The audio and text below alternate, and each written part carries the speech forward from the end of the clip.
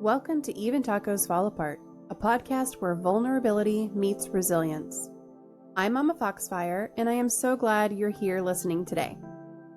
Whether you're tuning in for the first time or you've been with me for a while, this is a space for real conversations about mental health, struggles, and the things that make us human. Before we dive into today's episode, I want to acknowledge something about this particular week of the year.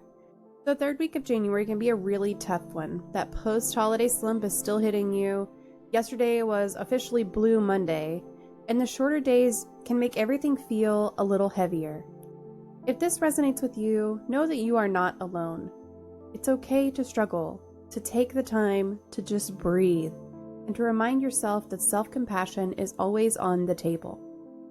Whether that's reaching out to someone you trust, journaling, or just taking 5 minutes to sit with your feelings, do what you need to honor where you're at. Now let's talk about today's episode. This is a conversation I recorded back in 2021 with Beau Jágr Sheldon, a game designer, writer, and advocate who brings a lot of heart and honesty to the table. Beau has made a name for themselves by creating safer spaces in tabletop role-playing games, both through their innovative game design and their work on tools like script change. They've also used their platform to push for better representation in games and to challenge the status quo in an industry that doesn't always make room for marginalized voices. During this interview, we got into the grit of what it means to navigate safety in creative spaces. From toxic game tables to designing mechanics that prioritize consent and emotional well-being, Beau shared their insights on what it takes to create experiences where people feel seen, respected, and safe to play. We also talked about their journey, both personal and professional, including how their lived experience with mental illness shapes the work that they do. This episode is as much about leadership and advocacy as it is about Beau's story. It's about challenging what's been done before and finding better ways forward. Whether you're into gaming or not, I think you'll find something relatable and thought-provoking in what Beau shares. As always, I want to hear from you. What parts of today's conversations are resonating? Do you have questions or experiences to share? Reach out to me on social media or through the Discord, our podcast community. Your voice matters here, and I want to hear from you. All right, grab your favorite drink, get comfy, and let's jump into this interview with Beau Jágr Sheldon. Together, we'll explore safety in game design, leadership education, and the personal journey that connects it all. Name that's up above our heads there. So welcome everybody to another Mental Health Monday. Thank you for being here. Start of the week, Memorial Day. I hope you've had a lovely weekend. Hopefully you had a long weekend. Too. I know that I enjoyed the extra day today to do very little besides just hang out with my kids. So that was a good time. We are here today with Beau Jágr Sheldon, and super happy that they're here joining us today to talk about safety and game design and a little bit about their own experience with mental health. And just a reminder, if I could get a not a pro in the chat, neither of us are mental health professionals here today, so we are not here to diagnose. We're not here to tell you what you're going through. We are here to support. We are here to share experiences and just kind of talk through some shit. So welcome. I hope that you enjoy your time here, and if not, I'm sure there are other streams out there for you, but I hope that you can find something here to take away today. And we also have a question queue up today. If you have a question, type in !Q, follow it with your question, put it into the chat, and it'll go straight into that queue so you can make sure that it gets asked. I do keep an eye on chat, so if you ask something in the chat, I'll see it anyway, but just in case, and you want to make sure that it gets seen, you can put it into that question queue and we'll get to it. So a little bit about Beau. Beau is a designer, journalist, and editor whose projects have included Turn, The Man and the Stag, and the Let Me Take a Selfie and Of the Woods Lonely Games of Imagination game collections. That one was a mouthful for me. Sorry. As well as interviews, articles, and reviews on their blog. Thoughty, I have links for you here in just a second. They are on itch.io's partner plan, so you can send your games to him there if you are looking for a review. Beau is an advocate for progressive games and representation. You can check out their game production company site. I'm not sure how to pronounce this one. The DAP. Datalum AP. Thank you. You can also find their freelance works history on their website, which I will post in just a second. I've got it. And they are a writer specializing in horror erotica and horror erotica at that little itch. They are a photographer, typically working with a Pentax K70, which probably means something to Alex, but doesn't mean anything to me, which is okay. A variety of old and new lenses. Beau is a non-binary, masculine, gender-fluid person, queer, and polyamorous. So these things tend to bleed into discussions about their background, experiences, and design. I promised links. I have those links. Give me just a moment to post those links. But thank you, Beau, for being here today. Thank you for having me. Absolutely.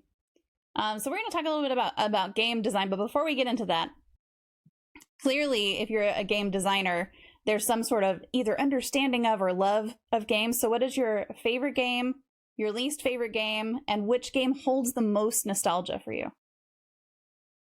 Oh man. So my favorite game is probably Turn, which is a game that I designed, which is about shapeshifters in rural small towns. And it is a much more mechanically simple game that is based a lot on my experience as a closeted marginalized person in rural America. I grew up in rural Pennsylvania, and I love playing out stories that come to more positive fruition, I guess, because while there's possibility for failure in the game, you're always more likely to succeed because I designed it that way. And it allows for like exploring some strong emotional stories while under the guise of I can shapeshift into a possum or a wolf or something. And it's really, really fun. I actually one of the reasons why I really like games is you can do very different things with games. Because my favorite like nostalgic game is definitely Shadowrun 3rd Edition, which is so far on the opposite spectrum from Turn. Because it's a cyberpunk game that's set in like a alternate futuristic US and the rest of the world as well in expansions over time. And it's very very crunchy, like heavy mechanics, and there's a lot of violence and everything, and it's very different, but it's got some of the earliest explorations of like radical political expression that I ever got to play in. As far as my least favorite game, if I actually say which one it is, I know I'm probably going to lose some people, but I will be honest. So I have enjoyed D&D in the past. And there are some people who have run it for me that I've really enjoyed, but Dungeons and Dragons most of the time is not how I like to play the most. And that's largely because I burn out during combat really quickly. And I think that there are often better games to tell the stories that I particularly like. But no condemnation to anyone who likes it, because everybody likes things for different reasons. It's just not my favorite. So that's fair. I mean, and sometimes you just have a bad experience with one round of a game, and that's it for you, and that's okay. Yeah. Bitemark said I would love to shapeshift into a possum. And having played D&D with Bitemark, she likes to shapeshift. She's a druid a lot of the time, so that's her. Well, you can that's do that her in jam. And Turn is really, really fun for like getting to play as animals and as people in the same session, even because you can go between like shifter forms at any point in time. And we've had some very fun possum experiences in the past. So. Are there other games that you can turn into? Other creatures that you can turn into. Yeah, so you can turn into quite a few different things, because there's also an expansion for like some UK locations, basically like Germany and Italy and stuff like that. And there's everything from seagulls to bison, wolves, raccoons. You can turn into moose, which is one of my favorite, and everything from like bears to, you know, any kind of wild animal, really. And the playbooks, like I call them like the archetypes for the beasts that you play. You can really customize them a lot if you want to, by just being like, well, this is kind of like another animal, so I'm just going to rewrite some of the words and play it on my own. And I do encourage people to do that. So it's a pretty open exploration of like what an animal is and like what they mean, I think, to us. That's really cool. Hey, all right. Well, Usual Ray I can't. I'm sorry. Hi, welcome. They said I love turn. Thank you, Ray. Sorry for butchering your name, however it is you intended to say it. If you come here and I see your username, I just assume you're waiting for me to mispronounce it. That's how it is. Usernames are tough. Yes. Especially when it's something like, I don't know, red tomato, and you're like, red toe, nope, that's not, nope, that's not it. Red toe mate, wait, that's something else. So how did you get into game design, and what do you love about it, and also what do you hate about it? So I got into game design partially out of spite. The best reason. So I really loved games, and I was in the midst of kind of changing into a very different kind of person than I used to be. Basically, I was in my early 20s, and I was coming out of being a kind of hardcore libertarian objectivist person who grew up in a conservative environment. And I jumped over the line to what I am now, which is completely basically the opposite of that. And in the process, I was still having friendships where people had some ideas that I couldn't reconcile. And we were working on game stuff together with these ideas about what we could each design. And I couldn't abide by their ideas. And at that point, I realized that I needed to start making my own stuff to do what I wanted. And I started off writing at Gaming as Women back before I started my transition. And I went from there straight in headfirst to the game community to start designing. And a lot of doing game design helped me learn who I was as a person. And that's a lot of what I like about it. I tell stories through my games about who I am. And even if they aren't necessarily emotional experiences, because some of them are silly or weird or whatever, there's always a part of me in there that I can make for someone else to maybe get something from. And I think that being able to understand the complexity of how mechanics interact, how they make us feel, and things like that can make us just have the chance to do something so different with the experience of play and storytelling that just isn't achievable in other mediums. Mm-hmm. And other mediums have their pluses and minuses too. But for me, I think that especially tabletop games, even more than writing, I have the chance to get someone to actually understand what it's like to be me. And I don't think I could do that in any other way. As far as what I hate about it is that there's still a lot of barriers to entry. And there's also still a lot of traditional ideas that are unyielding and unforgiving, especially in the area of financial success for people who are different. And there's a lot of favoritism and nepotism kind of vibes in the whole of the industry. And that leads into the community and how we play and who we play with and what we do. And I think that it's unfair a lot to people of color and disabled people and queer people. And I also think that means whenever we design games, if we're coming into those games with those perceptions in us, we tend to hurt people in ways we don't intend or do intend. And I would love to see that change someday. And I know a lot of people have been working on it, and I'm very happy for that. But it is a slow slog. Yeah. Well, and that I kind of feel whenever you're talking about the barriers to entry, I definitely see that in game design. I think that I also see that with some games as well and some gaming platforms. And so that's something that's real easy for me to understand. Even though I don't design games and I'm so technologically challenged, that would be a nightmare if I tried. But it's one of those things that if this is not letting me add this. I'm having a technical issue right this moment, as a matter of fact. That's okay. I will say that I genuinely think one of the best things about games is that anyone can design a game. Mm-hmm. It might not be a perfect game. It may not do exactly what you want it to. But the first game that you design is always a step in your way to designing a game you dreamed of playing. And that's what I did with Turn. I designed small games, pieces of games, single mechanics, narrative pieces. I worked for other people. And then eventually I had this game that I'd been working on for 6 years and never wrote down. and finally wrote it all down, and it became everything that I looked for. And my game design keeps improving over time because anyone can do that from the very start. You don't have to have any special skills. It's something you can develop and learn as you go. Yeah.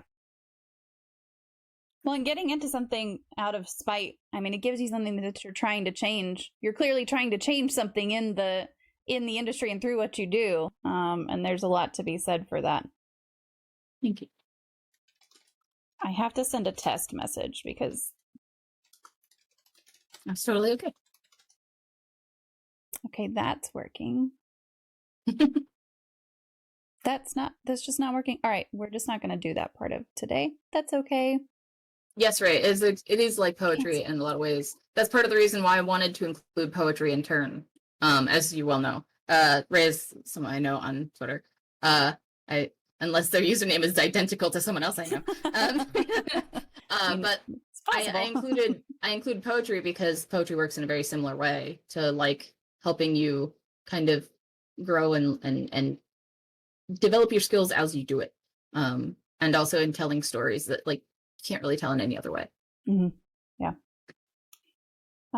Ray said I never knew that was part of Beau's past. Listen, there's always something to learn here. Oh, they said, I've been discovered. Sorry. Bite Mart asked, Bite, oh my God. Bite, I swear to God, I know how to say your name. You've been here so long, honestly. So she says, are those full overalls? And also, where did they come from? They're so great. These are short alls, and they have galaxy pattern on them. And I got them from Hot Topic's new like 2000s Renaissance collection. I don't know how long living it is, and I don't know how many they have left. This is a size 2X, and it fits me very comfortably, and I would normally wear a size 16, 18. Just to give an idea of what the sizing is, if you are interested in getting them. I actually really love them. They're very comfortable. So I like galaxy pattern things. Yeah, me too. I call myself a void boy. So oh, thank you, Bite Mark. I appreciate that. So in your bio, you also mentioned that you are a writer specializing in horror erotica and horror erotica. So what is dark erotica, and which of those did you start working on as you started writing? So I started writing very early. I've been writing poetry and fan fiction since I was like 7 or 8. And like I literally wrote, you know, those old composition notebooks that had like a space for drawing a picture at the top and the big letter spaces? I wrote a Redwall fanfic with drawings about an OC that was basically Sunstripe.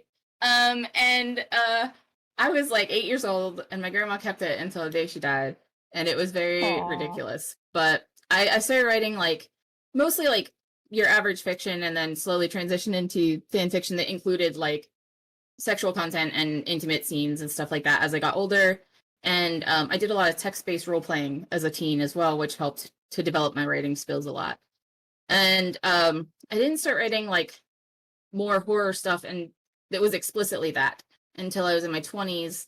But I realized that I'd actually kind of been writing horror for a while in fan fiction. I just didn't know that that's what I was doing.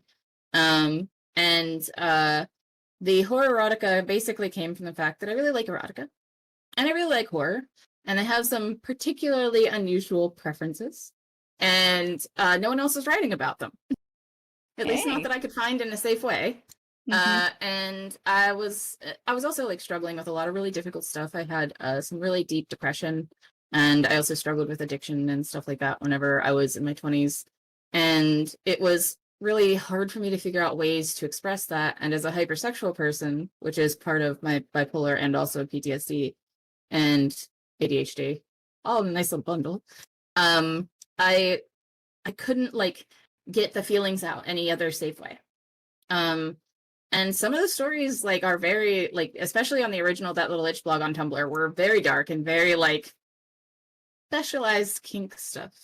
And some of them weren't even mine. Just writing them helped me, and other people found it satisfying reading them because like nobody else would write this stuff that was so weird. And as time has gone on, it's like woven in and out of poetry and, you know, deeper, more erotic stuff, and then back into like strict horror, but that little itch is kind of where I encapsulate my darker writing mostly, and all of my like erotic work there. I do actually have a collection of it with like full not safe for work photography in it, on itch, on my itch.io profile. And I actually laid that out myself and like did all the work for it, and a lot of the photography is my own. Some of it's my spouse's of me, but it was like, there's so few ways to express like complex feelings that we get sometimes from mental illness, like things like intrusive thoughts and stuff like that, that become habits to a degree. And that's part of where it came from, is they needed somewhere to put that outlet. And a lot of the mix of it is, these are things that make me uncomfortable, but also make me feel like sexually like enticed or engaged. And I want to see like, what are the limits there, so that I know if I'm doing something safe or not. And the best way to do that is in a fictional form. And some of them I still keep private because I don't feel like it's healthy to put it out there for other people to see and re-engage with. But a lot of it, like whenever I put it out, I find that other people tend to be like, I know what this feeling is like, and no, I don't want it in real life, but now I feel better. And I think that's a really satisfying thing. Yeah, kind of getting it out there and onto paper is helping process it a little bit. Yeah, that's great. I like that you said you did a lot of text role play as a kid, and that helped you develop those writing skills, because my 14-year-old does a lot of role play in some Discord servers that they're in. And, you know, it's all appropriate stuff as far as I can, you know, as far as I can see. But I never connected that with, actually, that is helping them develop their writing skills. I think that's a fantastic thing to add to what they're doing with all of that. That's really cool. Oh yeah. A lot of the like absolute best writers and poets I know come from a background of text role play and fan fiction writing. Like, they changed over at some point into more formal stuff, but some of them still like dabble for fun, because it's fun to exercise your writing skills. It's fun to get story ideas tested out and stuff like that in fan fiction. And like, the best part about it is you can often do it in a space that's collaborative and stuff. And like, other people say positive things, which encourages you, or maybe they'll give constructive feedback. And there are definitely mean people in fan fiction and text RP. Let me not lie about that.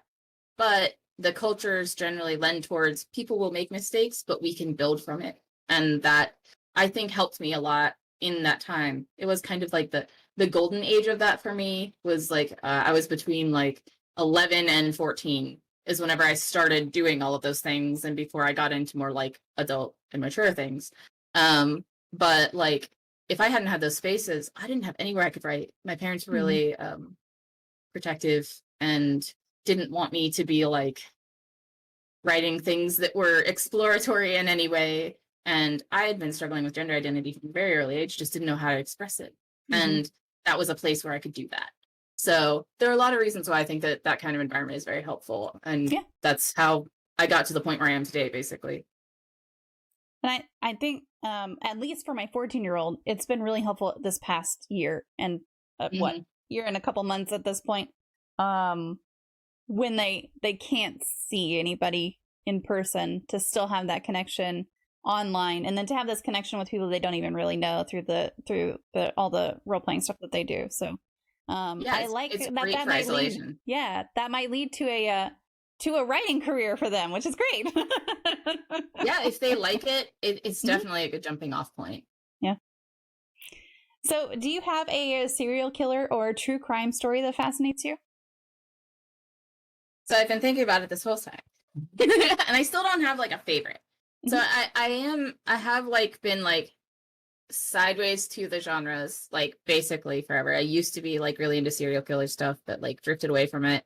And I still like occasionally like read about true crime stuff and everything. But I think it's like really, fascinating how we like focus on it and learn about it. And I have a little bit higher of a tolerance for supernatural stuff than like real life stuff. So I think that for me, the best stories like that are the ones that are like, this can't possibly be real because there had to be ghosts or something like that. Like stuff like Amityville, which like obviously was a traumatic and terrible thing, right? And it's pretty clear that there are things that could have happened there that were totally realistic. But sometimes we distance things with supernatural stuff. Like that's part of what I do with horror erotica and stuff like that, is I like step back from things a little bit by putting in like angels or demons or werewolves or whatever, and it makes it safer. And so like I think that for me, a lot of the time whenever I engage with that stuff, it's so much easier and more enjoyable if it's one that has, well, maybe this was supernatural. Like in event.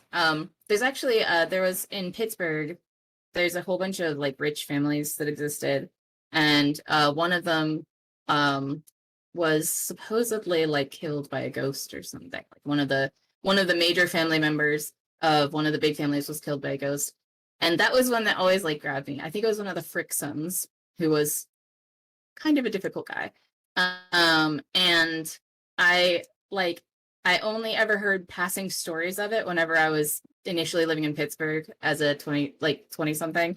And the funniest thing is whenever you pass by the house that it happened, everybody's like, that's where it happened.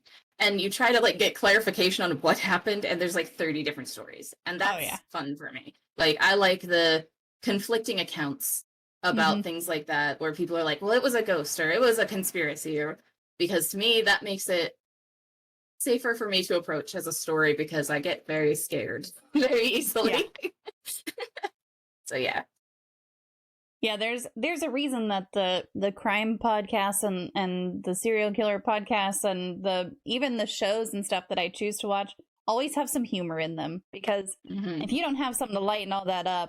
But I love learning about like, how did they grow up, what led them to this point, like what caused this to happen, kind of thing. And so I like hearing the whole story, but also there has to be something to lighten it up, something to make it a little bit like, haha, this is, lots of death in here, but also let's laugh about this part that he got a bowl haircut or whatever, and he was traumatized by it, whatever.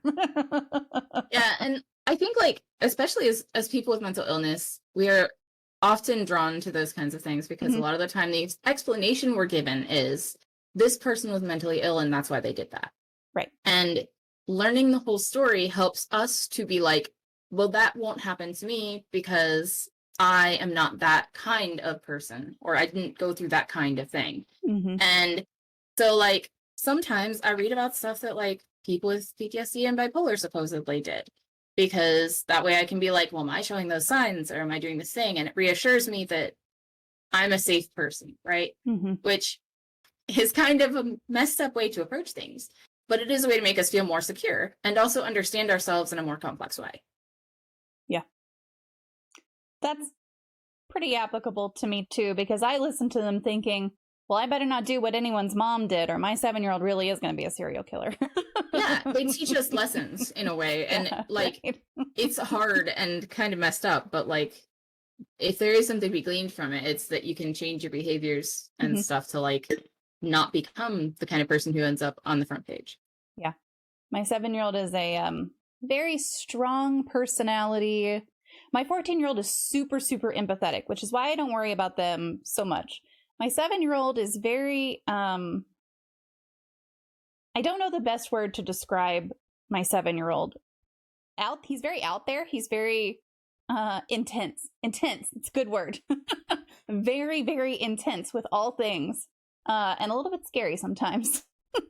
in a way that my 14-year-old never was, because they've just been so empathetic their whole lives. Like everything is about other people. And so the thing I have to worry about with them is like, how much of that are you taking on personally, because it's not about you. And so just reinforcing that part versus you're threatening to what now? Yeah. Yeah. I think that balance is something that's difficult to strike for parents, but it's possible. Yeah.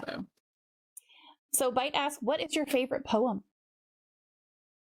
So I would actually say I more have like a favorite poet than a favorite poem. And this is the poet that wrote all of the poems for Turn. It's A.J. Odasso, who they are a poet who lives in, I think, New Mexico now. I've known them since I was 11 years old. They were one of the first people I met on like Lord of the Rings and Good Omens forums way back in the day. Specifically, we hung out on LiveJournal, the terrifying place that is. And I've been following their poetry basically my entire life. And we have met in person, and they're a wonderful, wonderful creator who has also shared some basically like experiences in similar places to where I grew up, or the same places I grew up. I spent a lot of time in this place called Brookville, Pennsylvania, which is an extremely rural place where there's a lot of campgrounds and stuff like that. And it's very like brooks and fields and woods and stuff like that. And after AJ and I had been friends for a significant period of time, I realized that they had actually also spent a fair amount of time in that place growing up. Oh, and cool. that they also spent some time in the place that I was eventually living in. It was my hometown in Pennsylvania. And some of their family lived there and my family lived there. And we met back up there as adults to like go see Stardust, and we both cried, and it was great. And they have a massive like history of poems and fiction that they've done. And I wholly recommend all of them, because not only do they have a lot of these windows into their past and their childhood and stuff like that, but also like complex discussions of like their struggles with their health and mental illness and relationships, and just really good fiction that's really strong and thoughtful. And their structure of poetry is really captivating. They know when to break a line better than anyone I've ever read. And I think that they are someone worth reading if you want to kind of get a real deep exploration into a poet who has put all of their passion into their words. And really like you learn who they are by reading it. And so I definitely recommend that. I can type their name in the chat so that I was just gonna say, what's the last name there? That would be, but if you can type it's Odasso, and they are like super great. Oh, there we go. I fully recommend checking out as much of their stuff as you can. A lot of it is available online, but like there's also collections. They did a collection called The Sting of It, in part about their experience with potentially getting breast cancer and stuff, which is really amazing. Perfect. That looks like the right one. Thank you. Yep, that looks right. Thank you. Awesome. So before you started designing games, what was your experience playing them? And did anything, I mean, we kind of already talked about this with you getting into game design with Spite, but what were some of the things that struck you as missing or out of line as you played games? So originally I started out with text-based roleplay, as I mentioned. And my experience with that included very little mechanics to no mechanics. And it was mostly just role-playing and interacting and stuff like that. And then I moved on whenever I got together with my current spouse, who was my boyfriend at the time.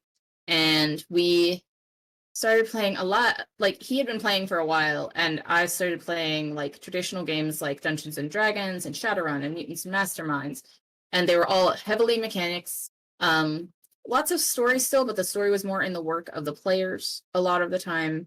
And also like I was playing in groups that weren't entirely safe for me as a player.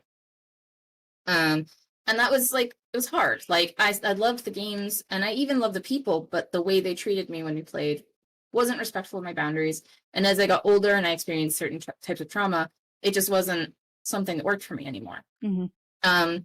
And like during that time, I began to discover that there were like games that had like less mechanics or like a different kind of mechanical focus or a different way of playing, things that were less focused on violence or things that explored intimacy or things like that. And like the initial game experiences I had were very rote.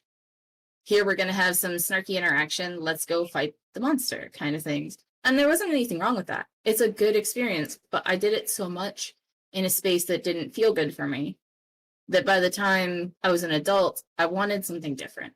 Mm-hmm. And so that's how I ended up getting into indie games and played stuff like Archipelago and Fiasco. Like Fiasco was my basically like gateway game. It was the first like real indie game I played. And once I played it, I was like, I'm never going back. Like I still play Shadowrun 3rd like regularly because Like, as soon as I can get anyone to sit down to build 4 hours worth of character sheets with me, I will play it. But that's so hard. But like, it's something that's for a specific mood when you have a lot of time and energy. And indie games tend to be, for me, a lot easier because there's just so much less effort to get started. And that was a lot of what was hard, is that like everything took a lot of work to get started, and if the game fell apart quickly for some dramatic reason or some silly reason, you know, it would burn out or it was stressful. And also like feeling safe was just not something I got to experience in my early gaming experiences. And I didn't enjoy a lot of those moments because of that. Yeah. So now that you are designing games, when you design something specifically with safety in mind, what does that look like, or what does that mean to you as a game designer? So for me, there's a lot of parts of it. As a safety tool designer, I'm obviously a big proponent of safety tools. I designed Script Change, which is basically a set of like meta tools that you layer over the game that you can use to respond to mechanics or setting elements or things people say or do during game, and say like, hey, let's maybe back it up and redo it with a rewind, or fast forward to fade to black if you don't want all the details, or pause and take a break. And then there's a whole bunch more options for things like that. And there are a lot of other safety tools. There's like the X card and the OK check-in, there's cut and break. All of these are different ways of handling engagement in games in ways that are supposed to make it safer. I was actually watching a video by this guy whose name I completely forget, who like talks about technical stuff like appliances and everything on YouTube. And he said, safer doesn't mean that it's safe. It means that it is less dangerous or less risky. And it was one of the like simplest ways I've felt that phrase was put for me, because I talk about safer experiences in games a lot of the time, but I try very hard to not say anything is safe, because everyone has different backgrounds and experiences. And that turns into part of how you design for this, is making sure that you look into multiple types of backgrounds and experiences as you're building something, so that you're not just looking at it from your own perspective. Like, you have to consider things like, am I being racist? Am I being ableist? Am I being sexist with your setting or the design elements and things like that? Like, are these things going to create a barrier for other people that when asking for accommodation, there could be friction and things like that? If somebody has to ask for a setting element to be excluded from the game, that's automatically a barrier, and that automatically makes it less safe because they don't know who is going to react badly to them asking for that. So a lot of that is like really hard to do in design. I think designing safer games is a challenge, but I also think that it's doable. And for me, like, part of it has been start with the mindset that people need to be able to step out anytime they want, and that you either rule out things that can be harmful at the outset by saying things like, you're not allowed to be racist in this game, and things like that, which a lot of people do not like as a bold statement, but it matters. Or making sure that you're designing things in a way that it's not possible to do those things, by being inclusive and including sensitivity readers from different backgrounds, whether you overlap with them or not. You want people who are experts on their experience to come in and give you feedback, because it matters how we design things in games in every way. So I think that it's a multi-step process that takes a lot of time. And I think that it could be easier if we communicated more about what like actually is safe for each of us individually. And that's part of the reason why I like to get a lot of people's perspectives on design elements and stuff like that. Yeah. Do you specifically go to certain individuals for feedback, or do you just kind of put it out to a community and say, looking for feedback? I often do a combination of those things. Depending on the content of what I'm designing, I either will put it out publicly for review, or put it out to a small group, or put it up while I'm like funding it or something like that for feedback. And I always have like at least one person that I'm close to, like my partners, check it over. And then I often have friends look at it and colleagues look at it to give their input. And then anytime that I mention anything that could be related to any other axis of marginalization. So something like race or sexuality or religion or anything like that. I try to get input from people other than me who have different experiences on those subjects. Turn has an essay on race by a mixed race person who lived in a rural small town. And that was essential to me because I was like, I can't write about this. This is not my perspective. And without their perspective, I would have, I think, failed to present what I wanted to present in the game. And it also would have been a less like accepting space for someone who is from a small town and wants to play that game. Mm-hmm. So, yeah. Yeah, I heard something or read something, or I don't know. My memory is pretty awful, but just the other day about making sure that you were including different races, different experiences, different genders, different, just all like everything different that you can in a story, but not telling their stories, their part of the stories. And it sounds like getting someone to contribute to that game is really in line with that, where you're inclusive of everything, but then to make sure that you're getting the story piece of it, you're actually reaching out to people who have that story, who have had that experience, and put that into it. I think that that's really, really a good way to do that. Yeah, I actually, one thing I'm doing right now, whenever I was doing the Kickstarter for Turn, I really wanted to do a stretch goal that related to having a setting based on border towns in the US, because I think it's a really important environment and it's a very relevant experience. And the more I like looked into it, I knew that I was not the right person to write it. And I struggled a lot to find someone who could like give me a solid perspective on it that was comfortable writing it. But I actually have Fabi Garza is a designer that's going to be finishing up a border town supplement for Turn. And I'm really excited because they've lived on both sides of the Mexican border and have a very like complex experience as a like non-binary trans person, and being like actually like from there and Mexican and stuff is really important to telling that story in a way that I never could. Right. So I'm hoping that whenever it gets released, people really appreciate the time that Fabi put into it, because it took a lot of heart to write some of this stuff down, and it's really important to me. So it's hard sometimes to find the right person, but it's worth it, I think. Yeah. Do you try to find the right person through your own personal connections most of the time? I've often reached out through colleagues and stuff like that, but I also put out open calls for people to mix results. And I am lucky that in spite of some of my stepping away from the community for mental health reasons, I still have a lot of like followers and stuff that will like retweet and everything.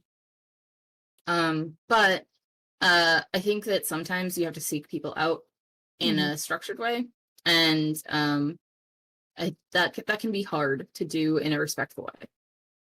So I think that the biggest thing is centering them and their experience, and making sure that you are very clear that you are paying them for the work and that you're paying them fairly, and being upfront with payment, because that is important for marginalized people especially. Yeah, that's a really good point. So what would be an example of an unsafe game, either a specific game or a scenario or a typical design of a game? So it's a really subjective thing. For some people, like, they feel safe in most environments. For other people, they have a lot of places where they don't feel comfortable.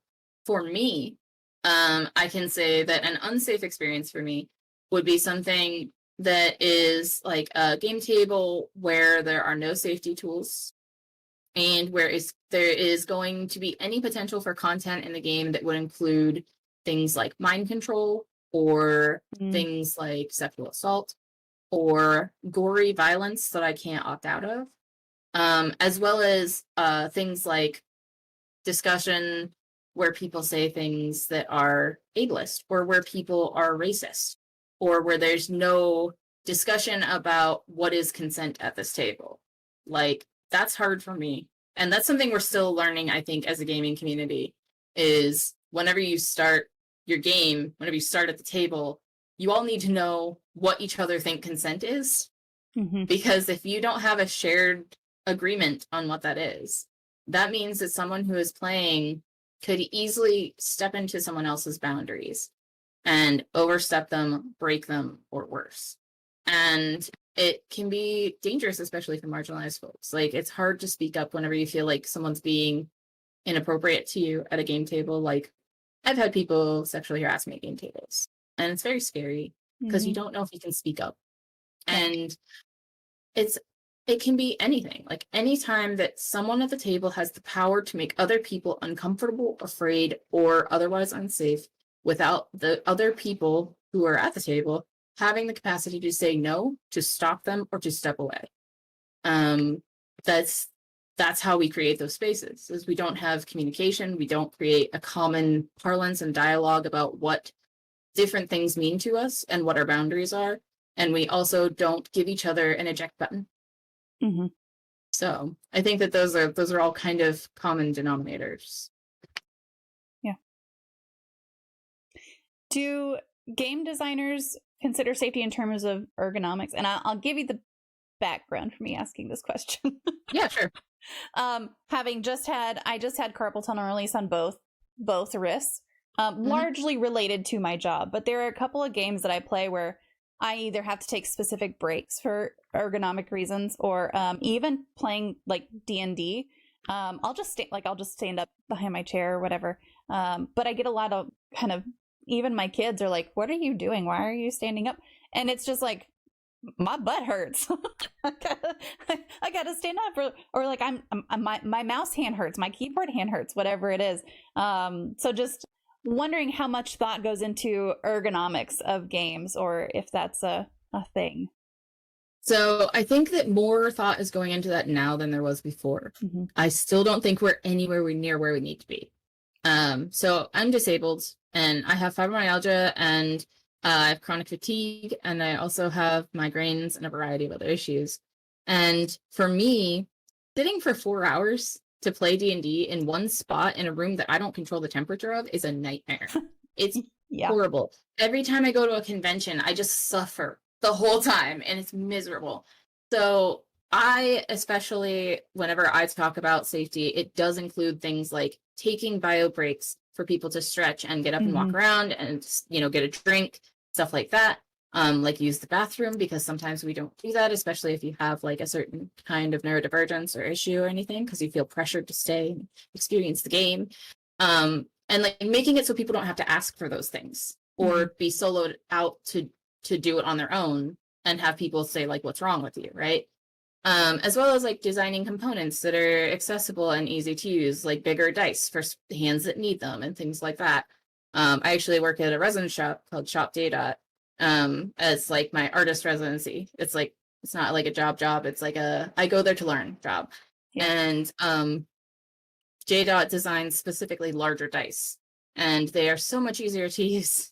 They're clunky sometimes, they make a lot of noise, but you can hold them easily with hands that don't close as tightly. And that can be really valuable. And stuff like that. Like in the terms of game design, a lot of it is saying like, hey, while you're playing, make sure your players have the ability to move around as they feel comfortable. Ensure that you take breaks and don't overload people. Programming in like halfway through session breaks and intermissions is also something some games have done, which I think is really great. Doing games where you can stand up and move around as part of play, like LARPing and stuff like that, is great. As well as ones that say you can do either or, sitting or standing, is my favorite, because I have to alternate sometimes.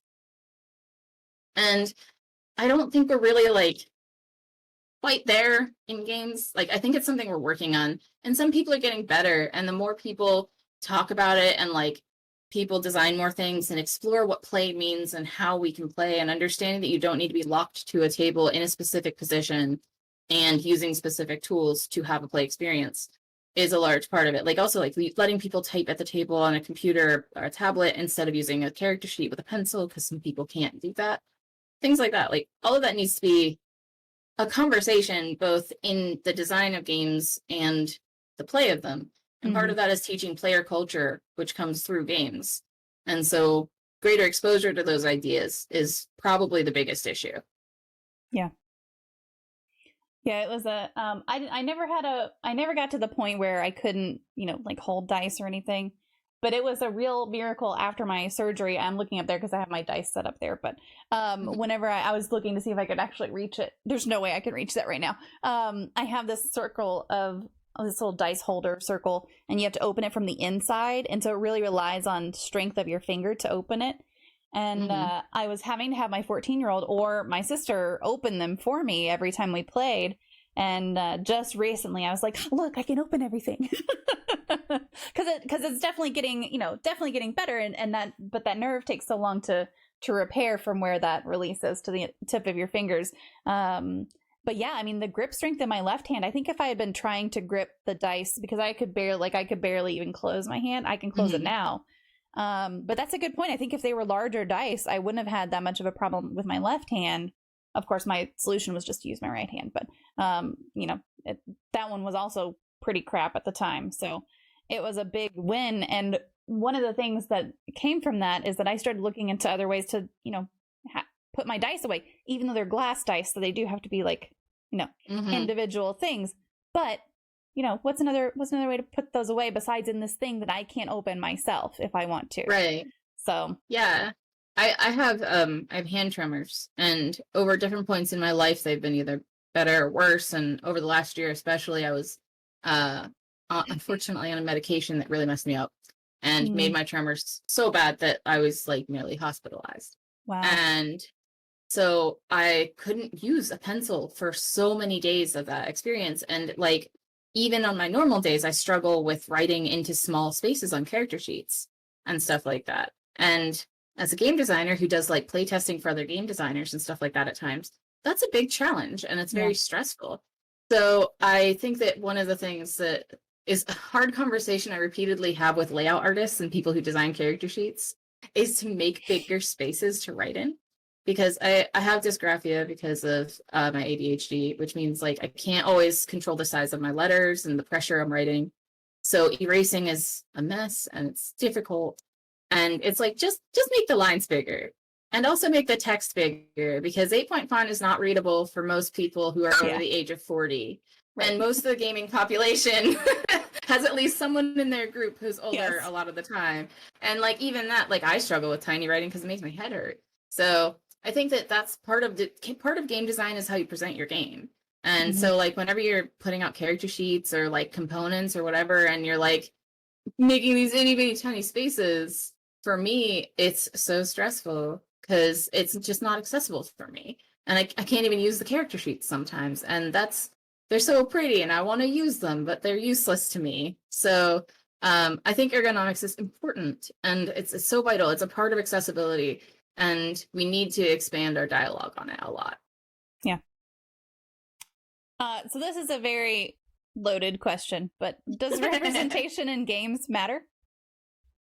In a word, yes. So I think the representation in games is massively important, actually. And I think it's been getting better in some ways, especially in communities that care about that kind of thing, which are often subsets of the bigger parts of the community more than the larger communities themselves. And there's also a lot of performative representation, which typically means we will put these kinds of people in there, but we won't pay those kinds of people or represent their work or anything like that. And I think that is unfair. And I think it's very unjust. I think that like part of the gaming experience is putting yourself into the position of someone else who is not you to tell their story, right? And whenever all you're doing is taking a cis straight abled white guy who is like middle class or above and putting him into the shoes of the exact same kind of person, or putting him in the shoes of someone who's different but not telling him what that person is actually like or what their experiences would genuinely be like, you're not doing it right.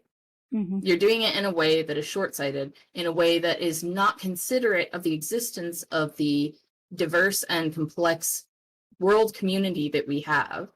And it's denying reality in a way that only serves those same people, those people with privilege and access that exist. And I think that has been a huge problem in games for a really long time. And there are some great things happening. Like there's like Into the Motherlands by Tanya DePass and company. which is an amazing game that was on Kickstarter. I think it may still be. And it's a totally new kind of approach to representation with like a fully like person of color group of designers, and they've been doing a stream show of it before they even started design of the game so that they could build out the setting and everything. And it's really amazing. And I think that there's also a lot of like indie designers who are their own representation that should be elevated by bigger companies and bigger groups, as well as people with higher platforms and stuff like that. Because like it is not fair that people with privilege are the people who get to be successful in games. And representation in games is both inside the fiction, in the mechanics, and in who is making them. And I would like to see that change from what it is now to an even more robust place instead of this. I try to do my own work there, and I know that I don't do enough a lot of the time. And it's something that I like continually work at, and I hope that I can keep doing, even if I myself am not doing as much in the industry and the community. Like there are a lot of designers that I really like Dewada Manila, and Ray is an example of a designer that I really like that's a diverse designer. And like I see so many good designers that could succeed so much more, who put representation in their games and make a difference and tell stories that are amazing. And because they aren't the big 2 or 3 game companies we have, and because they aren't necessarily like the perfect person to other people's perception, it just doesn't go anywhere. And it's not their fault. They're making amazing games that are wonderful, and they may make some money and have some success, but nothing like what they deserve, and nothing like what they're working for.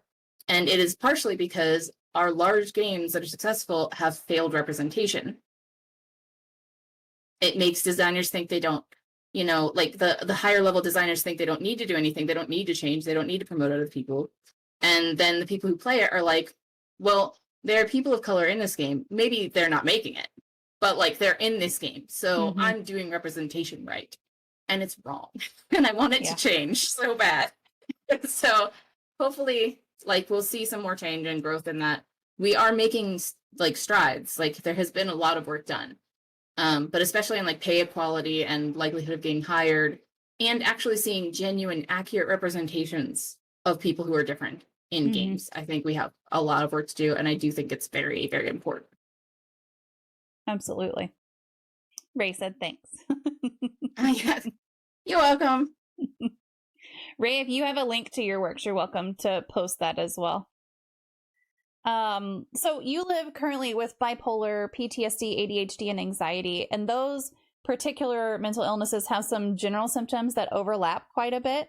What do you do that best helps you manage your symptoms, and does what you do differ depending on what the cause is of that symptom? This is a complex question because like as much as I have as much as I would like to say that I'm doing better, I'm still in a transitionary stage a lot of the time, I think, with like figuring out how to handle my illnesses. I like just got my diagnosis for ADHD after like 10 years of trying last month or the month before. Wow. Yeah, it was kind of rough. And they put me on Adderall, which causes a risk for like kicking you into mania or hypomania. And so that's like, sometimes you start to find a solution for one thing and then another thing comes. Right now I'm on a huge litany medicine, but thankfully less than I was before, which is cool. I'm a lithium person. I've been on lithium for quite a while now, and it helps me a lot with most of the mania and hypomania, as well as some of the other bipolar symptoms along those lines. And I'm on prazosin for PTSD, which is the only problem with it is it tends to lower your blood pressure, but I'm so stressed all the time that doesn't seem to matter very much.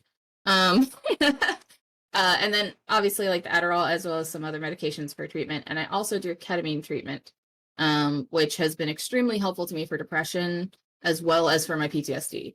I think that it has actually been one of the most effective things. And I also do therapy regularly. I go to therapy every other week.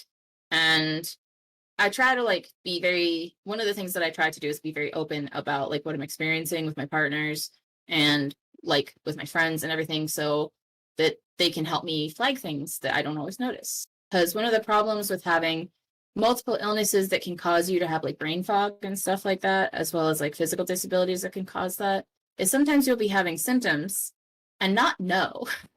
You'll be like, I feel weird and I don't know what's going on. And like for me, it's a combination of like having healthy relationships and like, that have like healthy dialogue in them is supportive for me and important for me. Trying to make sure that I'm keeping with my doctors and medicating as is necessary, but also managing those medications and not just staying complacent if something doesn't feel right. As well as like looking for alternative options. So things like ketamine, that's a really weird new thing. But J. Actually helped me like get into the clinic to get it checked out. And I have found that it's been extremely beneficial, but it's also really weird and came with its own things because like you have to be careful that doesn't cause problems with bipolar mania and stuff as well, because it can easily trigger mania or depression. Even though it's treating those things, because sometimes you crash if you feel like I felt really good right after the ketamine and now I don't feel good anymore and things like that. I am generally pretty bad at like day-to-day management, I'll be honest. I try to be I try to like check out what I'm feeling and like talk about things very openly and clearly, because I have never been able to build a routine. And that's partially due to the ADHD, which like I said, was untreated for a really long time. And it's very hard. As someone who I worked for like 7 years in corporate, 2 years in the government, and then 2 years in academia. And in the last 6 months of my time in academia, I had a head injury from a car accident because I fell asleep while driving because I was burning out so bad I couldn't function anymore. Yikes. And I took 2 years of post-concussion recovery, and I'm still not back to normal. Yeah. And it was supposed to be like a minor head injury, but it was my fourth. And it was just too much. And between that and burnout from grad school and everything, like I couldn't do things anymore. And then like I dug really deep into game design for like a year or so. And then the pandemic happened not too long after, so like I was finally starting normalcy. And then the pandemic happened and I was medicated badly by a doctor for like a whole year. And I'm back at ground zero, basically, trying to restart everything all over again. And the biggest thing that has helped me is communication and trying to establish norms, like make sure I take my meds, set appointments, set alarms, communicate like how I'm feeling to my partners so they can tell me something feels off. And like, it's harder whenever it's bipolar symptoms to notice what's going on. Because I experienced something not everyone does. I have schizoaffective bipolar 1. So I've had like serious psychotic episodes. And something that came along with that that's been long-term is that I also experience paranoia. So if something is going on, I don't always know whether it's real or not, if I'm in a manic state or in a hypomanic state. And that can be really troubling and very difficult because I can't tell what's happening with my other illnesses when that's happening. And like a lot of people don't talk about this stuff. Like you're not supposed to talk about having hallucinations, which I've experienced since I was a kid. And you're not supposed to talk about feeling so paranoid that you're afraid to leave the house. But I did. And this is part of the reason why I can't work in the jobs I used to do. This is part of the reason why I had to stop pursuing my education at my master's degree instead of going for a PhD. I was just falling apart, like physically from my disabilities and mentally from just not being stable, even when I was on medication, because my environment was so stressful and so highly pressuring. And every time I would get a PTSD trigger, it would risk me getting manic and it would just steamroll. And as someone who also is an addict, I used to binge drink like a lot. And I stopped doing that, thankfully. But when mania happens, it's very hard to like control that, and to stay under wraps. And a lot of it meant like literally leaving full communities I used to be part of and cutting out people who didn't contribute to my health, and making choices like blocking people on social media who trigger me or stress me out. And giving up my dreams was a large part of that. But for me, like, you can always find something else to do, even if you're bad at it. And so a lot of it has become like accepting my limitations, which is hard. I got my rejection for disability just the other day, and I have been struggling with the feelings of inadequacy and invalidity because they said I'm not disabled, right? And the hardest thing in response to those kinds of things is how do I be aware enough of my symptoms while feeling so invalid that I'm not going to go up or down or panic or crash or something, you know? And so it's been a real like solid couple of days of me just like doing all of my careful things. Like I sleep as much as I need to if I can. I try to eat healthier, and like I talk to people and things like that. And I also, the biggest thing I did this year is I put in a meditation room over there that is just a closet with pretty lights that I can turn on and off, and foam for the floor, and tons of stuffed animals and stuff. And I do actually try to meditate quite regularly. And my meditation is sometimes just listen to sleeping music until I fall asleep. But it's about calming your mind enough that you can find some rest. And if that's what you have to do, that's what you have to do. But it's definitely been a challenge to find that balance with all of my comorbidity. Like there's so many things of my body and my mind that interact in ways that I don't understand. And especially as someone who's also in transition for gender reasons, like that has been a whole bucket of new complication. Like I mentioned my bisexuality. I went on testosterone 2 months ago. It's been terrifying because it just like made it so much worse. And it's something that comes with compulsions and stuff like that that you have to work with. And I feel like most of my life is managing myself all the time. And that is why I had to stop managing other things to prioritize myself. And that's a hard decision to make, but it's important. Yeah. That was a really long talk, and I'm sorry. I just am very wordy sometimes. No, it's completely valid. I mean, the whole don't talk about it thing circles all the way back to the beginning when we were talking about writing to get stuff out because it's not acceptable to talk about it. And it's like, if it were more acceptable, not that I don't want anyone to write about what they're experiencing, but maybe it would be a little bit easier to even think of writing about it to help get things, to help process things. Don't talk about it, really. That drives me crazy because I am all for talking about it. I mean, my grandfather, I'm sure, would still be here if he'd felt okay to talk about things. And so that's something that I'm really, really passionate about. And I'm glad that you're able to talk about some things. And I hate the feeling that you get a letter, like that official, like, no, that's not it kind of letter. And you're going, okay, but yeah. It's like, it's so wild. Like, I remember whenever I worked at this big nuclear company as an admin assistant for like 7 years, whenever I was in my 20s, and I started having breakdowns at the beginning of the year, every year, whenever like things got really stressful before like certain types of work had to be done, and I would lock myself in the house and could barely function. And by the time I left, I had lost half of my income to FMLA because I could no longer be at work. I was having so many panic attacks and so sick all the time. And whenever people found out that I was ill and that I had bipolar disorder, especially, one of my coworkers actually like backed up away from me when I said it. And I just like never got over that. Like, Yeah. I wasn't supposed to talk about it at work. It was completely taboo. People could talk about anything. They could talk about all their health problems in the world. But if I talked about my mental health, there was something wrong with me. And people treated me like I was a monster. And not long after that, it led to like pushes to try and like oust me from my job.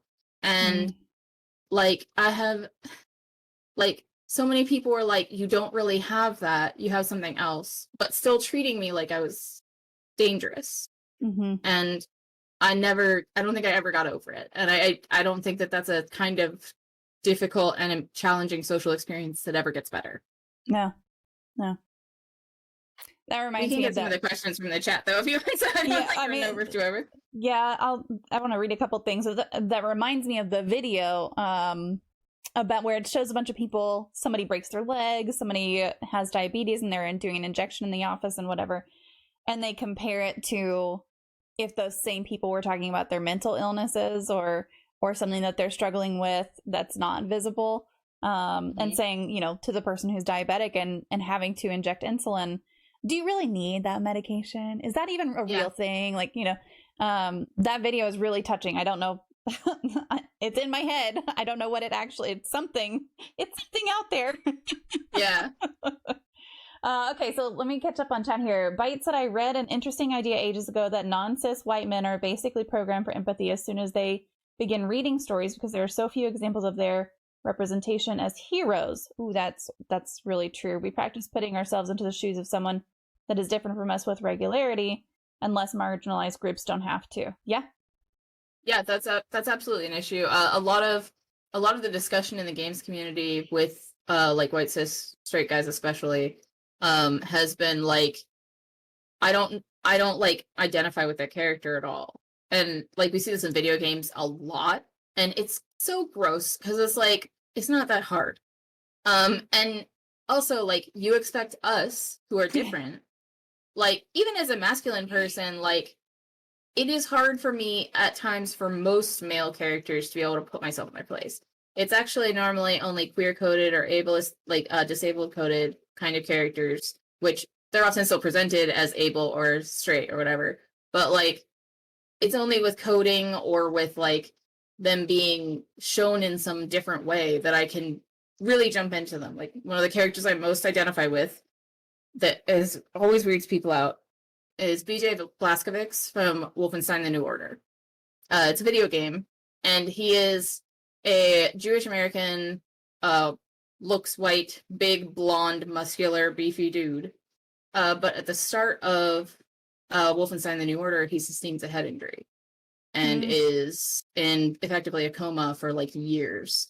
And that's how you really meet the character. Like you have like a prequel where he like gets injured, basically, but when you really get to know him, it's while he's injured and he's processing that trauma. And he also is a very like emotional character who like is kind of soft, even though he's like kills Nazis a lot. And like his big thing is that he wants to have like a happy family that can have a barbecue, and like he loves his wife more than anything in the entire world. And he was one of the first characters that I realized that I identified with whenever I first came out as non-binary masculine. And everybody's like, well, like, what about other characters like that? Like, do you feel that way about other male characters?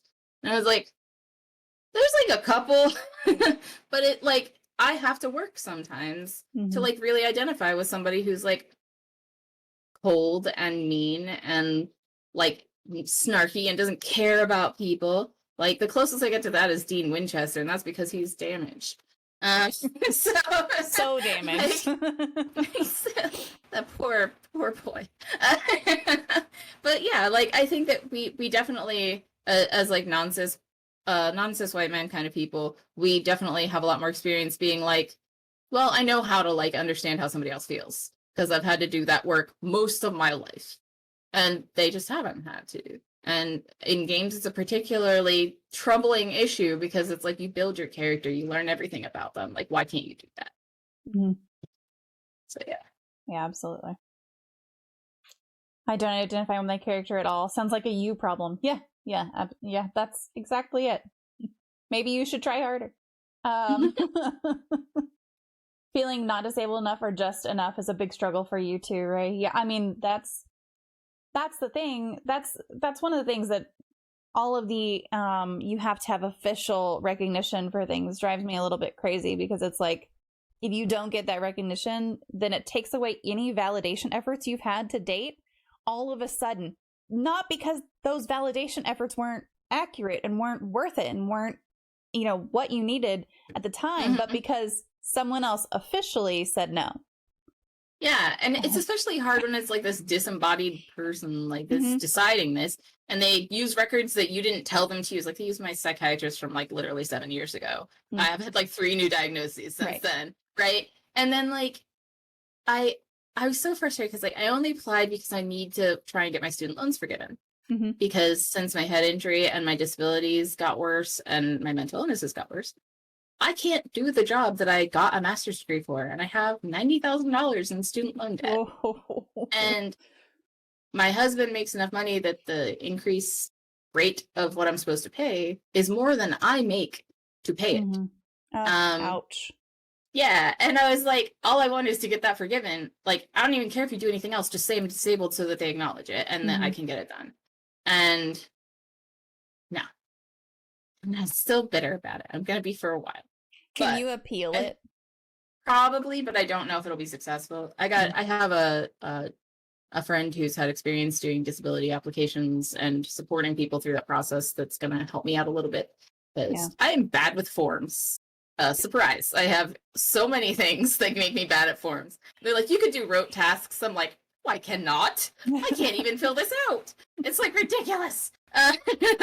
So I think that like I should be able to at least get the process started. I don't know how successful it will be. But that has definitely been like kind of a nightmare of like dealing with my own illnesses, is like realizing that no matter how much my experience happens, there are other people going to invalidate it. And that shoots me down worse than anything else, I think. Yeah. So is there a way that you prefer for those around you to support you through your illnesses, and how do you go about communicating that to them? So I'm a big talky person. I like to talk about my feelings a lot. I like people to tell me about their feelings a lot. If people don't tell me about their feelings, because of PTSD stuff, I immediately assume that something is wrong and everything's bad and it's going to explode and it's just terrible. And somehow I managed to get in relationships with partners who are both very bad sometimes at expressing their emotions. That's like, they try. And like, it's partially socialization and stuff like that. They weren't encouraged to talk about their feelings growing up. And sometimes it's hard for them to explain them. And I get that. But what that ends up being is me being like, please tell me how you feel. And then being like, I don't know. And it's just very challenging. So we've been working on that for years, and it's a process, you know. But I generally tell people what I need as soon as I understand that I need it. But like, understanding what I need, totally different matter. Like, it could take so long for me to figure out, like, so this is thing this isn't specific to disability, but specific to like personal relationship needs, and is an example of like how I get confused about things. I grew up in a community where whenever people wanted to show their partner that they appreciated them, they would dress up nicely for them and be like, hey, I dressed up nice for you, kind of thing. I do that for my partners, and I didn't realize that I wanted them to do that for me. But they grew up in cultures where that wasn't the norm. And also had some like barriers to doing that, like financial barriers and stuff like that. And I never communicated to them that they should do that for me, because I thought that it was just normal and that everybody did it. And this is a problem that can happen also with things like disability needs. Like, I like when people get me a cup of coffee because I'm in pain all the time. I've been in pain since I was a teenager. And to me, getting me a cup of coffee is a way for you to say you love me. And when my spouse and I were dating, his friends hated me because I would always ask him to get me a cup of tea. And like, they were just like, why do you always ask him to do that? Why can't you just do it yourself? I'm like, please, it means he loves me, 1, and 2, ouch. And like, they just couldn't understand it. And it took years for me to actually explain to John what it meant, like why it was important to me. now it's not a problem anymore. But it took me so long to understand what I needed because I didn't understand why I needed it. And I just wanted that thing to happen and pushed for it sometimes, and yet didn't know how to communicate the importance and value of it. And I think that that's like, there are a lot of things I need. Like I need a lot of support. I need someone to hold me up when I shower sometimes. I need someone to like help me get in and out of the bath. I need things like financial support. And I need things like people checking in with me when we have things scheduled. And I try to be very open about those things and tell people just straight to their face, like, hey, this is what I need. I put reminders on calendars for people. I send emails or texts. But I think identifying the needs is the hardest part of the process because we don't always know what will help us. And that's challenging. As far as people who are my partners, like I try to also be communicative and stuff like that. But I also like try not to ask people for things a lot of the time. Although I am kind of money grubbing. I will ask for money. I literally asked my followers to buy me a pair of those Skechers that we were talking about earlier. No one did yet, but I want them. Because like, even if like my spouse makes money, it pays for our livelihood. And we have tons of medical bills and we have like lots of student debt and stuff like that. It's like really hard to manage. And like his income actually isn't like high enough to like be like, we're comfy, you know? We still have struggles and we like, I can't work as much as I want to. So like, I think that sometimes people think negatively of me because I'm very comfortable with saying, hey, I need financial support. But I think that comes from growing up in a space where we never talked about money and hating that more than anything, because I found out that it was always a lie because my family was really poor and they lied about it and used it as a means to control us and myself and my siblings. And by the time I was an adult, I was like, I'm going to be open about money all the time because it's bad to lie about it. I saw it kill people in corporate. I'll never do it again. And people just think that it's so messed up that I'm like, yeah, you should pay for something for me. Like I do sit for you all the time, even just your entertainment, like make the effort. And if you have the money, what are you doing with it? Like if it's just sitting there and you have extra cash, I will do something for you in exchange happily. But like, you know, help me out. Yeah. And I think that like, if I didn't do as much community work as I tend to do, and if I also wasn't typically very willing to do exchanges of all sorts of different types with like work and various things, I wouldn't be as comfortable because I always feel like if nothing else, I have given something. But that took a long time to get there. Like it took a lot of practice to be comfortable saying, hey, someone should financially help me out because I will do something for you. Yeah. So. Yeah. And it's hard to understand the need of things and what is driving that need. And then also, you know, how something came about, like all of that. I'm huge, obviously, proponent of therapy to work through all of your shit, because if you don't understand something about yourself, you don't understand why you want a cup of tea, why it means so much to you if someone brings you a cup of tea. That's what therapists are for, is to hold that information until you can figure out what to do with it. So yeah. I'm very lucky to have a good therapist right now. I've had bad psychiatrists and bad therapists and all sorts of things, but right now I have a pretty good setup and I'm very lucky for that, but it's taken a lot of work to get there. So I would like to say, I understand if you as a person who is watching this are like, you know, therapy sucks, I can't get a good therapist. I understand. It's hard and it will sometimes take time and trial and error and it hurts in the meantime. But when you find the right therapist, it really genuinely can change your life. So. Yep. And we talk all the time about if it's not working for you, if therapy is super stressful for you, because you don't like the person you're going to see, fire them. Like get a different one. get a different one. Yes. I've had to fire therapists before where I'm just like, A, you're not listening to me. You're trying to push something on me that I'm not comfortable with. And, you know, or you're just kind of talking in circles. You're not actually doing anything that's helpful for me. So, now my therapist, I love my therapist now, and I've been seeing her for years because it's like, all right, she understands that if I say, oh, my day was great, how was yours? Like, Okay, we're just gonna sit here until you actually tell me. Yeah. Yeah, I get that. Because I like to get A's in everything, and if I get an A in therapy because everything is great, then that's great. I got so much trouble for saying that I wanted to like get a good grade in therapy one day, because my therapist was like, "Why are you like responding like this?" And I was like, I want to do good." And she was like, "No." You can tell me that you don't grade me, but I know the truth. Yep. Yeah, absolutely. Fire your therapist if it's not working out. It is absolutely worth finding one that you vibe with and that is truly supportive and helpful for you. Even if you've had a bad experience in the past, truly, there's someone out there who will be good. And there's Bite might have to help me if this is not the one. I think this is the right one. Yes. Lots of different ways to find whatever you are looking for in a therapist. You can look it up by zip code. You can look it up internationally. If you're looking for someone who is sex positive or kink allied, you can do ! Sex positive.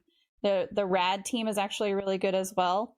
And they'll give you a care team who are actual human beings to help you find someone. So there's resources out there to help you find low cost care. And also if your therapist isn't working for you, fire them. So it's my little plug for therapy.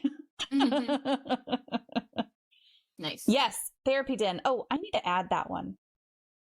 Remind me later, Bite, to add that one, because I've already forgotten that I'm going to add it. So does what you have lived through or with help you relate to others in some way? And have there been any times where your experiences or background or even your diagnoses have helped you connect with someone else? Oh, definitely. Like, so I kind of have like a bucket of stuff. Like, so what ends up happening is like, even through like the gaming community or like even at work and stuff like that and in various spaces, like I've always been the kind of person who like I have like something in common with a little bit of everyone, because I have kind of a weird background. I have a lot of different like kinds of experiences, and it actually feels rare for me to find someone that I just like in person can't find any sort of like, yeah, I also get what you mean, just because this is like parallel or similar or something like that.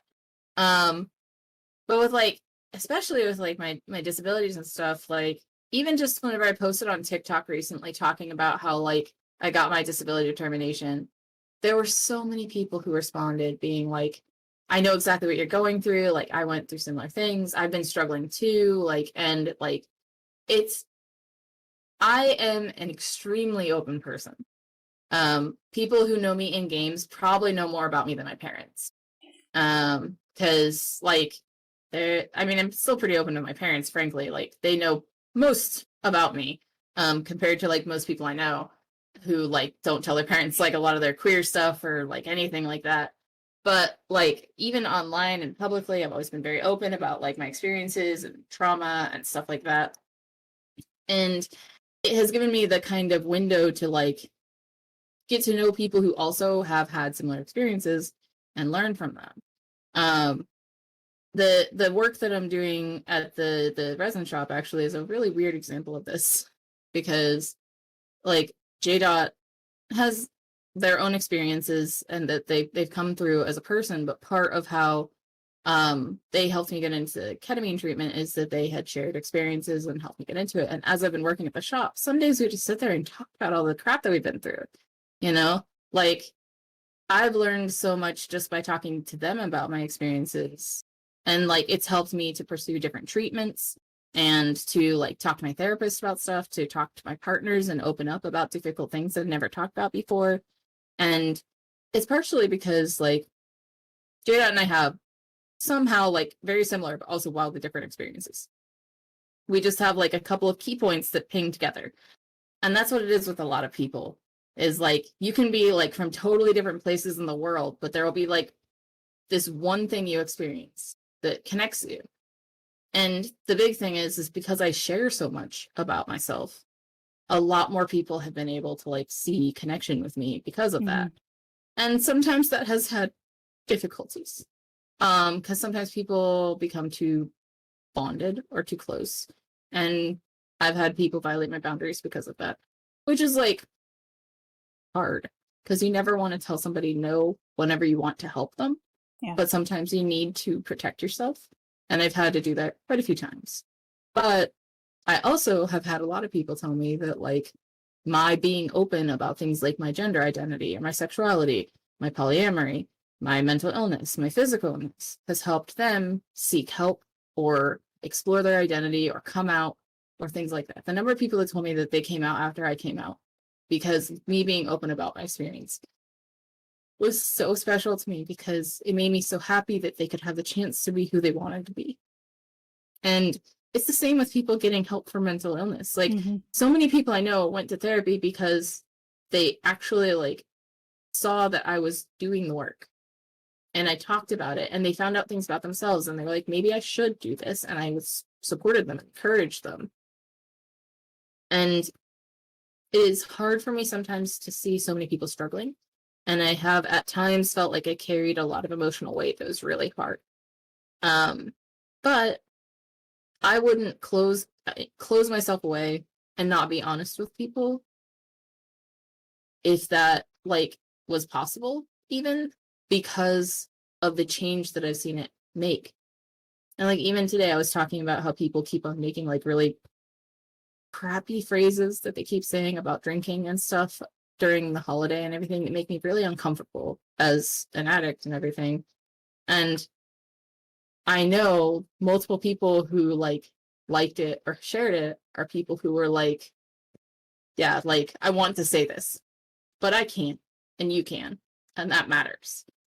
And it's because I have put myself out there, and it comes with certain sacrifices, like my reputation in a lot of cases. But I'd rather do that and see people do better because of it. And this isn't me martyring myself. I'm just open, and this is a side effect. Yeah. So, you know, I could be less open to a degree, but I don't think it would work very well for me as a person. I feel better being open. But I do think that it, like, really makes a difference sometimes, and I'm grateful for that, because there's some benefit to me being who I am, which is a person who is open about their experiences. It makes me feel like sometimes I do some sort of good, even whenever I feel like otherwise I am useless and don't contribute. And that matters. Yeah. Well, being open and honest is definitely easier to keep up with.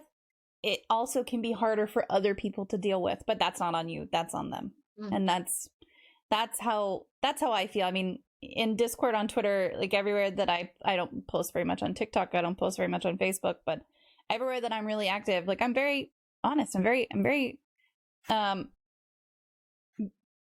would say blunt, and especially at work. Like, I am probably too blunt at work, because that's when I'm in my element. Like, that's where I know what I'm doing. I am the expert in the room. And so it's like, I'll be very super honest. You might not like it, but if I try not to be honest, if I try not to be, open about things, that's going to cause problems for me. And I would rather you face your own stuff than me face your stuff. So Yeah, I absolutely. feel you on that. I had a lot of trouble with being, like, honest at work and stuff like that. And that was part of the reason why, like, the environments didn't really work for me, because if people said things that hurt me, I wouldn't just, like, sit there and be like, okay. I'd be like, hey, that sucks. And, like, don't do that. Yeah. But they didn't like that. Like, 'cause you're not supposed to talk back. And that's part of being honest for me, is, like, letting people know how they make me feel. Yeah. It's actually a really good skill to have. It's hard sometimes, but it matters. Yes. Yeah, it is. So if you weren't doing what you do now, or if you had chosen a different path for yourself, what would you be doing or have done instead? So this is something I've actually been thinking about a lot recently, because I kind of more officially decided to kind of step back from certain things, and also, like, I'm not sure where my leadership career will ever go, being mostly unable to teach. And I was trying to think of, like, what else could I do? And it turns out not a lot. But one thing I always did want to do that could have potentially done had I started way earlier, and didn't end up physically disabled, is I really wanted to do, like, car detailing and, like, custom cars. I used to be super into cars, like, whenever I was younger. Specifically, like, like classic, not classic, but like late like 20th century stuff, like 21st century, I don't know, the 90s, 2000, like 90s and 80s cars. 20th century would be before 2000. Yeah, so like before 2000 cars. Is that right? I might be wrong. Don't listen to me. 80s and 90s, I gotcha.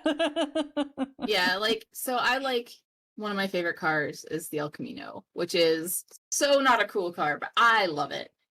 I want it so bad. I still want one. It's my dream car, and I will never have one. It makes me so sad. But I always wanted to have one that was like a custom design in purple and blue and green with like galaxies and stuff on it, and like maybe an octopus. That's not work. But I really like all of that.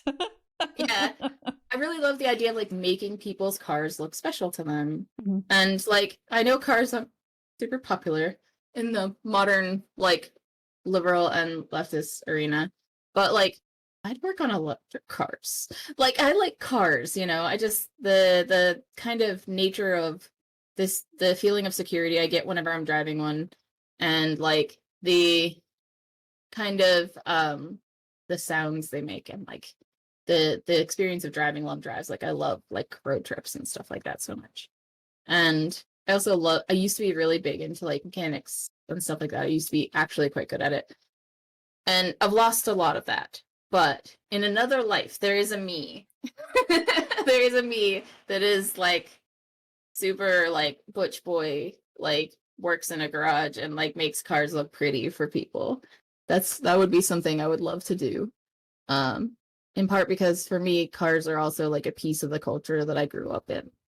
And just as much as like horses are, but like cars are something I took with me. Mm-hmm. And I didn't get to take horses with me. So they're special to me. Yeah. That car is like the American version of a ute? Oh, yes. Yes, it is. I love those. I think they're great. Farm. They're basically like a car that's also a truck, sort of, but it's like a simpler version of a truck. Uh-huh. And the ones in Australia, actually, they do still actually sell them. They don't really sell Caminos anymore. There's also one called the Sprint, which was by Chevy, which was very similar and everything. They here in the US, they're actually very popular in the desert, Southwest, with Latina culture, especially in the 80s and 90s.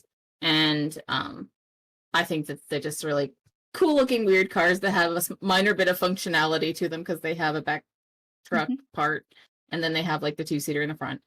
Yeah, I love them deeply. Well, it is time for the magic moment. I'm not gonna say the other part, because who knows, they'll probably come after me if I do and make this where it's not going to cause issues. But this is the Disney, well, I just said it, this is the magic moment. If you could wave a magic wand and eliminate one common opinion or misconception or theory surrounding mental illness, disabilities, or talking about mental health, what would it be? And I'm just going to wave my magic wand, which I do have right in front of me, and you get to tell me what Amazing. That is. So I would say probably the biggest thing for me that's on my mind right now is the idea that if a person is not commercially or capitalistically productive because of their disability or mental health, that the idea that somehow makes them lesser or less valuable as a person, less worthy of love or financial security or happiness in any way, I want that to go away. Mm-hmm. I want there to be a world where I can exist as someone who simply contributes as a piece of the community, as a mind and as a heart of a person, and not be shamed or condemned or left in danger or in lack of safety because I am not producing or making enough money. I think that like a huge problem in the US is that we treat disabled people like useless objects. And even whenever like we do like give them support, we make them locked into like small amounts of funds and tell them they can't work unless they work jobs that pay them like $2 an hour. And it's abuse of their labor and their energy whenever they would do better for themselves by caring for themselves and staying home or doing work that is satisfying to them emotionally, physically, and mentally. And rather than trying to stay alive every day, and trying to contribute to society. Because I think for me that has been my biggest crisis over the last few years, because I went from being a contributor to not being one anymore. And I am terrified of a world where all you can be is a contributor. And if you aren't one, you can't exist. And I feel like that's something we're barreling towards. So I hope that that changes someday. White said, we are not what we can produce. Yep, absolutely. Yep. That's what we need everyone to recognize. Yeah. It would be so nice to have like a culture that was more focused towards people doing work that brought them joy and was still secondarily maybe productive, but not necessarily. Yeah. But like production and capitalism has kind of destroyed the world for people who are different, and I think that that's wrong. That's a very sad note. I'm sorry. Thing to change. No. That's a every time we do these little magic moments, it's like we're pointing out something that's really kind of a downer about our society right now. But talking about it, pointing it out, that's the only way that you get something to change, is by acknowledging it first. So with that, we will open it up to any remaining community questions. If you have anything, please put it into the chat. I'll make sure to ask Beau the question, and I will just open it up to you and say if there's anything we didn't cover or any resources or recommendations you have that you want to talk about. I'll just kind of open the floor. Cool. Thank you. I'm sorry, I just saw the comment in the chat. So the first thing I do want to just re-mention is script change, because that is like the biggest thing that's relevant to my safety work and everything. It is available in plain text on my website at brebo.com, and it is also available in a laid out format at brebo.itch.io, which also has a donations option if you would like to do that. This is something that you can use at any game, including board games, I will add. I encourage people to use it all over the place. And a good way to get yourself familiar with it and everything is to actually try using the terms in everyday life, in conversation with other people, whenever you're doing play that isn't in a structured game or things like that, asking people to pause or rewind or something like that. It makes it normalized and also makes it easier to use at the game table. I also, I finished up the PDF, John finished up the PDF layout of The Man and the Stag recently, which is a game about the archetypical man of any gender, age, or whatever, and the stag, which is basically any beast that is of a cosmic nature. And it's about cosmic connections and the way that man interacts with nature. And it's a very like flowy, like character and story-based game, with like some map making and stuff like that. It's very fun and very thoughtful, and has had some very like intimate and emotional experiences for 2 players. And I would love for people to check it out if they're interested. I'll be releasing the Lulu code to get it like for print soon. Aside from that, you can follow me on Thoughty Games on Twitter for game stuff. For erotica, I'm on That Little Itch. And I also have done a whole bunch of leadership videos using games to teach leadership through Leading with Class, which is on YouTube and Twitter. And feel free to check those out. Hopefully we will be able to return to them at some point. But for right now, they're just an educational resource that I hope people enjoy. And all of those links that he just mentioned are in the chat right there. So click on them as you want to, depending on what your interest is in all of those, but they're there.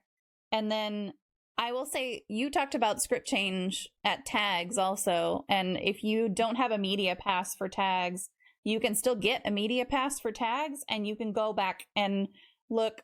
Which talk was it that maybe it was multiple, but I was there for one. I think I did 2. I would have to double check which ones I did. That's okay, because I'll just say you can go to tagsummit.org.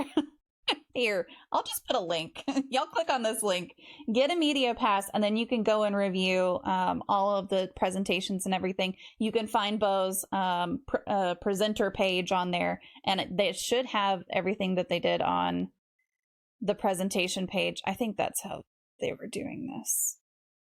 If not, just let me know and I'll help you find it. They did give me media links for the videos. Yes. But please do acquire a media pass to see all of the content if you'd like. But this is from Tags. There were lots of really great presentations at Tags. My brain just completely went blank when I was trying to think of the word presentation. There were some really great presentations at Tags, including mine, but definitely worth it to get all of the media from Tags. Everything that they've posted has been fantastic, and there were so many at the same time that I'm glad that I got the media pass, because I couldn't attend all the ones that I wanted to attend. And I'm still working through them. There were so many good things with that, and it was so awesome. Like, I was really excited to actually be able to be there, because working on like the kind of therapeutic gaming barrier is really exciting for me, because like that's a lot of what I tend to care about. I think is like safer spaces for gaming, and like making them accessible, and also using them in ways that better us rather than contribute to, bigger problems. So I think that like the work the Badana group is doing is really great. So like going to Tags with Jack and everything, Jack Birkenstock Jr. was really awesome. Yeah. Well, I don't see any other community questions, so I will just say on behalf of the community, thank you so much for being here today, Beau. We really appreciate your time. Chat, give me just a minute to disconnect with Beau, and then I will be back playing some Minion Masters. But give me just a minute. And thank you. Thank you so much. Thank you so much for having me.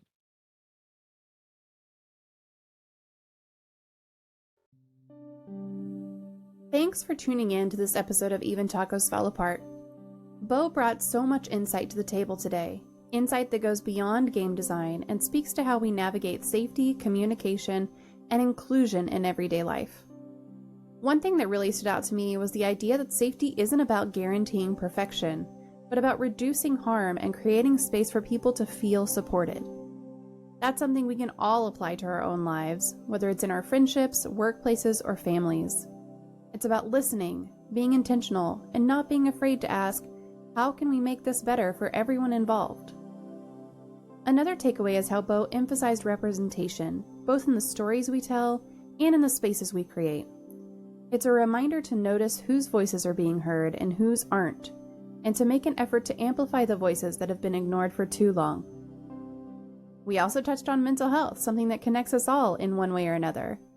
Beau's honesty about their struggles and the importance of seeking support reminds us that healing and growth don't happen in isolation.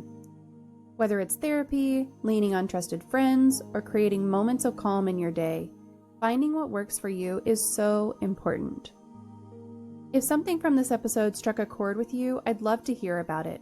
Reach out on social media or leave a comment to share your thoughts. If you enjoyed today's episode, make sure to like, subscribe, and leave a review. Your support not only helps this podcast grow, but it also lets others know that they're not alone in their struggles. Finally, remember this, we're all works in progress. There's no single way to navigate the messiness of life, but by showing up, sharing our stories, and supporting each other, we can make the journey a little easier. Thanks for being here today. Until next time, take care of yourself, be kind to one another, and know that even when things fall apart, you are still worthy and loved.